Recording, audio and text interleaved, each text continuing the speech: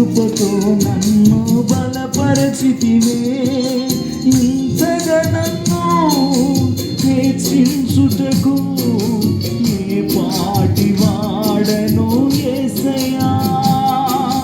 ఇంతగా నన్ను హెచ్చించుటకు ఏ పాటి వాడను యేసయ్యా.